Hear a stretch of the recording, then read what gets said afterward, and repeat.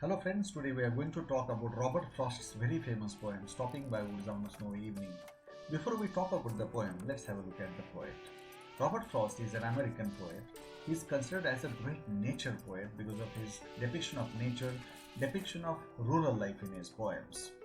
His famous poems are known for the social and philosophical themes. The poems like Fire and Ice and Mending Wall are really immortal. Good fences make good neighbors is a universal and immortal line from his poem Mending Wall. This great American poet was nominated for Nobel Prize in Literature 31 times. Now let's have a look at the poem. The poem was composed in 1922 and published in 1923. It is about nature, it is about simplicity, it is about promises, determination, obligations, duty, etc. The opening stanza of the poem shows that there is a horse rider, there is a speaker of the poem who is on the way to his destination. He says, "Whose woods these are, I think I know. His house is in the village though. He will not see me stopping here to watch his woods fill up with snow." In the opening stanza itself, the poet talks about the horse rider who is on the way and he stops there seeing the beautiful woods around, and then he remembers that he knows the owner of these beautiful woods who lives in a nearby village.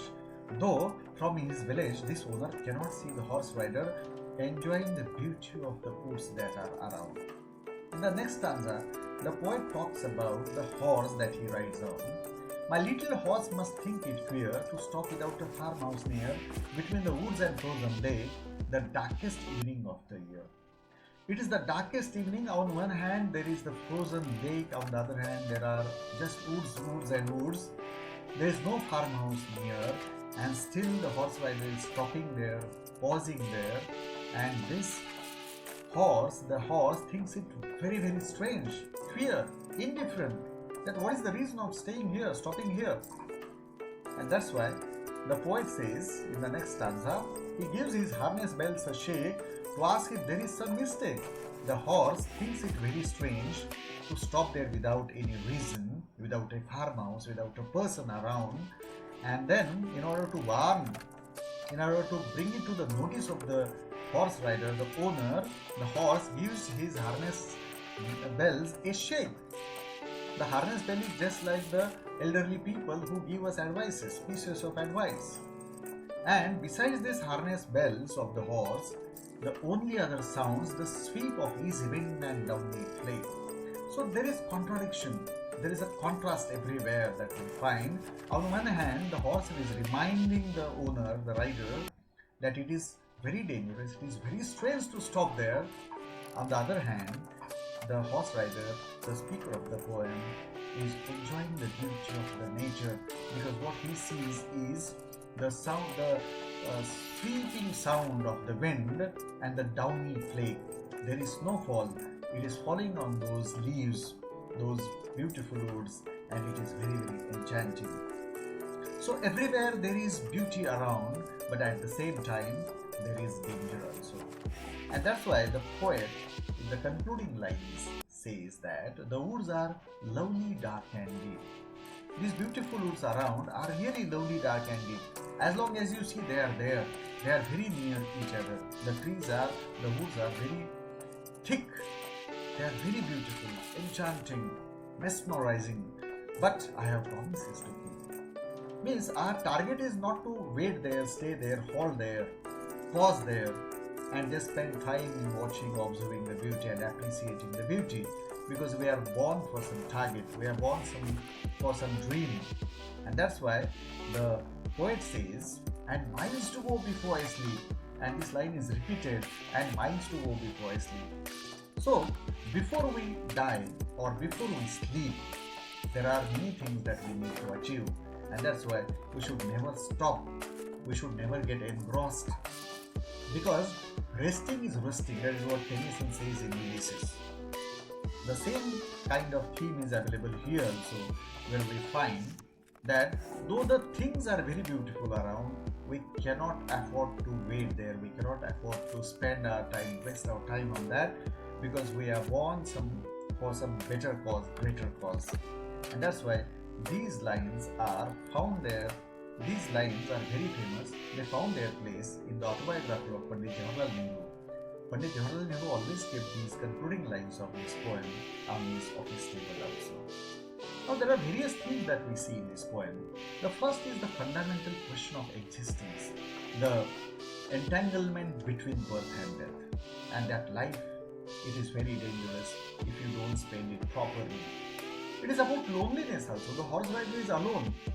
Only he has his own horse along. Otherwise, he's just alone. And that's why in this whole universe, you are born alone and you die alone. And in this particular time between birth and death, there is life. And in life, there are many beautiful things that stop you, that attract you, that distress you, that try to digress you, deviate you from your target. And this distraction is very, very dangerous, because that is the contradiction, or that is the fight between the beauty and duty. And so what is important is our promise, our commitment, our devotion, our obligation. So we set a goal and we should try to achieve that goal. We should have dreams, ambitions, aspirations, etc. and we should try to achieve them. We should spend just little time for beauty, because work is worship. And that's why this poem gives delightful instructions to the readers. Beautiful things are dangerous. So there are many things that we see in the poem, that on one hand there is goal, the duty, on the other hand there is beauty, there are the woods. And that's why we should not get entangled, engrossed and involved in beautiful things. These are some of the themes that we find in this poem. Then there are some literary devices like imagery, beautiful scene of woods and frozen lake, and beautiful other things are there in the poem. There is symbolism, there are various symbols that have been used in the poem. And then there are literary devices, figures of speech like metaphor, personification, repetition, alliteration, enjambment, etc. Let's have a look at the imagery and symbolism in the poem. First of all, there are woods. These are very beautiful woods. The images are really eye-catching. But these woods signify or suggest temptation in life. And there are many things that tempt us, that attract us, that enchant us. They deviate from our target. And that's why this beauty is really mystery, and it is the mystery of death. The second image, there are so many images actually, is of the village. This village suggests and signifies society and civilization, but the horse rider is little away from civilization. It is not out of reach, but the poet or the speaker in the poem, the horse rider, is enchanted by the beauty. And then there is snow. It is very beautiful, but it symbolizes death. The frozen lake, that symbolizes death. The harness bells, it is the kind of advice, it is the kind of warning that is given by our elderly people, our parents, our teachers, etc. So there are many other symbols and images that we find in the poem. Besides this, there are beautiful figures of speech. Let's concentrate on alliteration. Look at these alliterative devices over here. Whose, his, house, he, here, his. There are plenty many found in this poem, and such devices really enrich the poem.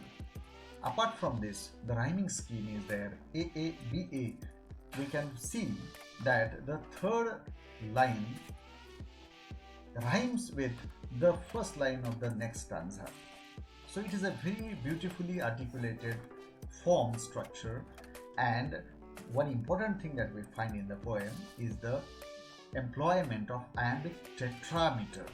So here we find there is similarity between the first three stanzas, but the last stanza is somewhat different, with all the four lines rhyming with one another. Besides this, we find this metrical scheme very beautiful. This iambic tetrameter is there, where we find unstressed syllable followed by the stressed syllable. So dear friends, this is really a very remarkable poem by Robert Frost. There are many lessons that we learn from this poem. So I hope that you also don't get entangled in this beautiful world and focus more on your promises, on your responsibility and obligation. Let's conclude this poem with this very beautiful song based on this poem.